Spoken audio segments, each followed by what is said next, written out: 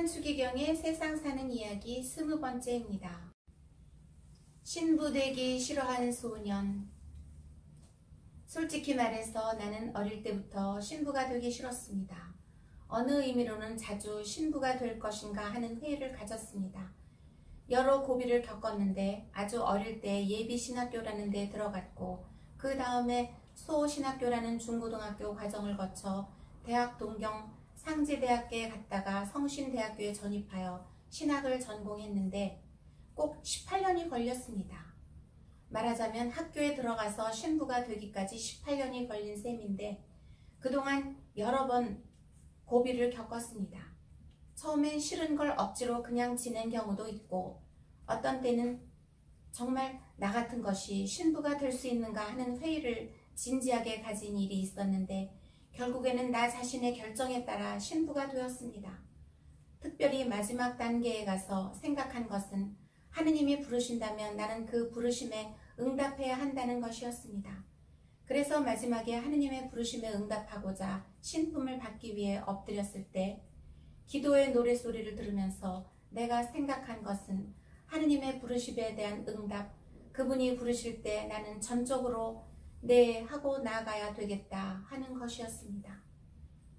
동성학교에 다닐 때의 일이었습니다.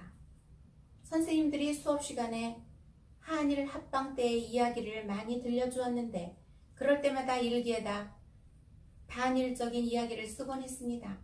그 일기를 사감 신부님한테 들켜서 야 이놈아 너 이래가지고 어떻게 할래? 하고 야단을 맞은 일도 있었습니다.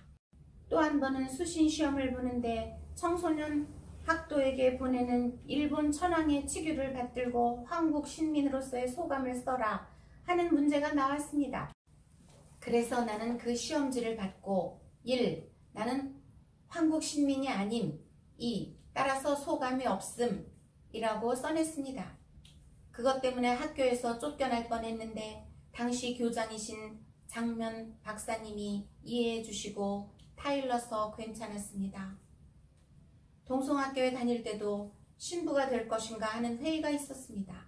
학교에 갈 때부터 마음이 없어서 그런 회의를 갖게 되었고 그러다가 중간에 신앙적으로 열심히 믿게 돼서 나 같은 존재가 과연 신부가 될 수 있을까 해서 또 회의를 갖게 되었습니다. 그 당시 프랑스 신부님인 공베르 호사담 신부님이 지도신부였는데 하루는 강론을 하면서 양우리가 있는데 목자는 문으로 들어오지만 도둑은 우를 넘어서 들어온다. 너희 중에 그런 도둑이 있을지 모르니 그런 사람은 하루빨리 나가야 한다고 말씀하십니다. 가만히 들어보니까 나를 두고 한 말씀이어서 강론이 끝난 후 그분을 찾아가서 저 그만두겠습니다 고 했습니다. 왜 그러냐?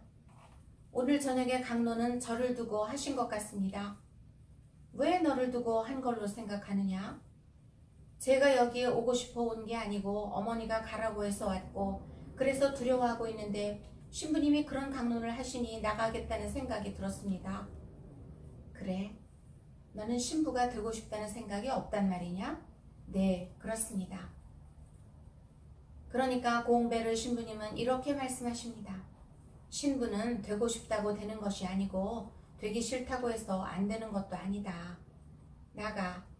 그래서 내가 어디로 나가란 말입니까? 하고 물으니까 이 방에서 나가 했던 기억이 납니다.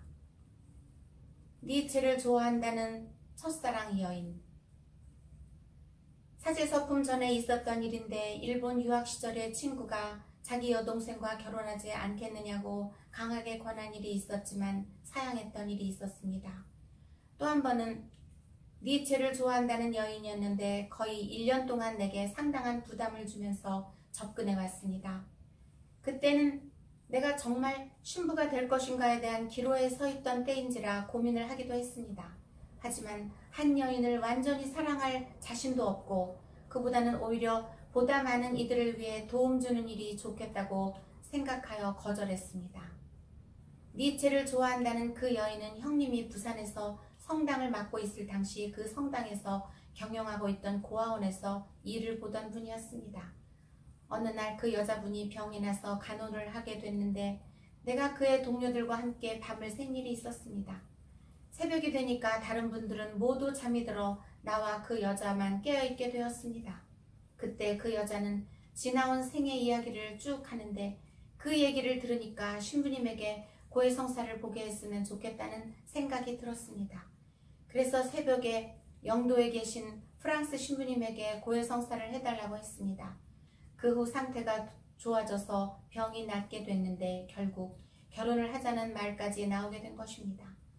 당시 나는 신부가 되는 게 좋은가 안 좋은가 하고 망설일 때였고 결국 그 여자는 내가 결정을 하는데 큰 도움을 준 셈입니다.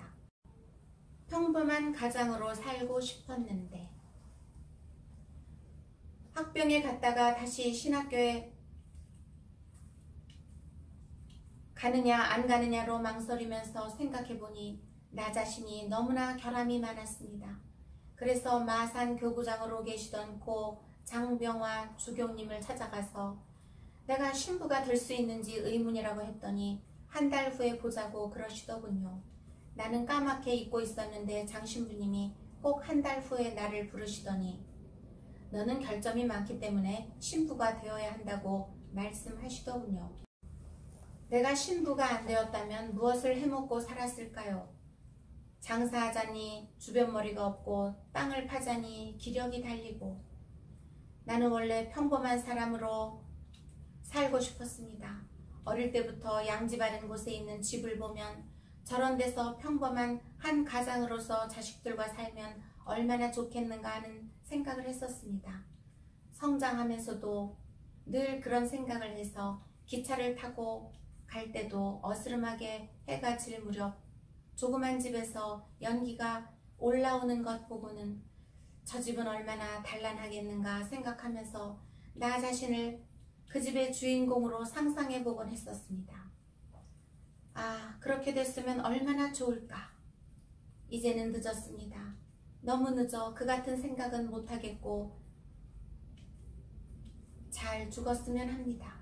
하느님 앞에 죄를 용서받고 그 품속에 편안히 잠들 수 있었으면 안심하라 아들아 너는 죄를 용서받으리라 라는 기도서의 구절을 곧잘 읽는데 이보다 더 위안받는 말이 없습니다. 한 인간으로서 일생을 살아가는 동안 내가 누구를 온전한 마음으로 사랑한 일도 없고 세월이 지나면서 덕을 자꾸 닦아야 되는데 그것도 안 됩니다. 변덕만 자꾸 늘어가는데 변덕도 덕입니까? 일선교회의 신부 시절이 그립다. 신부로서의 보람을 손꼽아 본다면 첫째로 신자들과 희노애락을 나누며 가깝게 호흡하던 것이라고 생각됩니다. 신부란 나같이 주교가 되고 교구장이 된다고 해서 보람이 있는 것이 아닙니다. 이들 직함이란 단지 행정직에 불과합니다. 일선교회의 신부 시절이 나에게는 가장 보람에 찬 시간이었다고 생각됩니다. 그 다음에는 대구교구에서 가톨릭 15사장으로 일했을 때 보람을 느꼈습니다. 2년 동안 사장뿐 아니라 편집장이나 기자 일까지 거들면서 열심히 일했었습니다. 지금도 그때의 기억은 새롭기만 합니다. 셋째로는 대구 교도소와 시립 희망원을 방문하면서 우리 사회에서 소외당하고 있는 그들에게 삶의 희망을 불어넣어주고 격려해주는 일들이 보람찼었다고 생각됩니다. 그때 나는 며칠이 되든 몇 달이 되든 불우한 처지에 있는 그들과 기거를 함께하면서 생활하고 싶은 충동을 자꾸 느꼈습니다. 그러면서 과연 그들 속에 들어가서 그들에게 무엇을 도와주고 어떻게 생활할 수 있을 것인가를 생각하다가 나의 능력과 의지를 시험해 볼 양으로 실행할 계획을 짜고 있었는데 마산 교구장으로 발령이 나서 실천에 옮기지 못하고 말았습니다. 이것은 하나의 꿈 같은 이야기가 될는지도 모르겠습니다만 만약 지금이라도 교회에서 허락만 해준다면 가난하고 불우한 사람들 속에 들어가서 생활하고 싶은 것이 나의 간절한 소망입니다. 그들과 함께 동거동락하면서 생활하는 것이 인생의 크나큰 보람이 되지 않을까 생각됩니다. 혹시 추기경님이 아니세요? 앞으로 꼭 하고 싶은 일을 한 가지 말한다면 정말 잘 살고 싶습니다. 잘 살려면 나 자신이 완전히 죽어야 하는데 나는 아직도 그렇게 죽지 못하고 있습니다.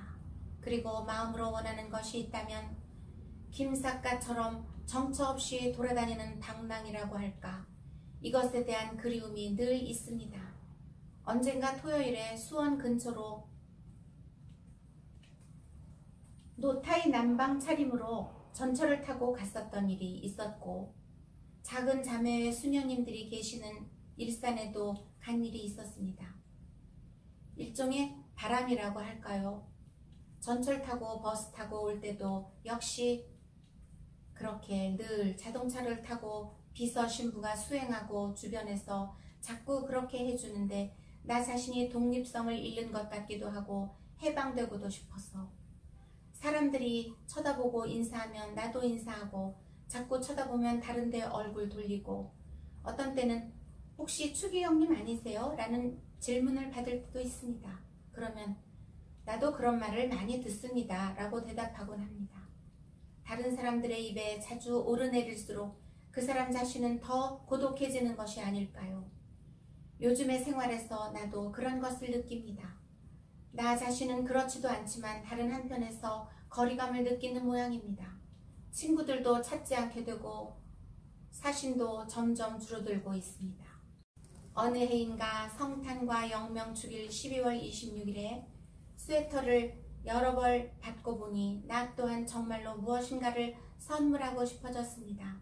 그러나 내가 과연 무엇을 선물할 수 있었겠습니까? 아기 예수가 당신 안에 탄생하기를 기도드립니다.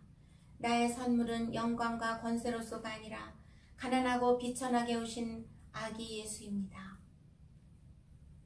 다음 주에 계속됩니다.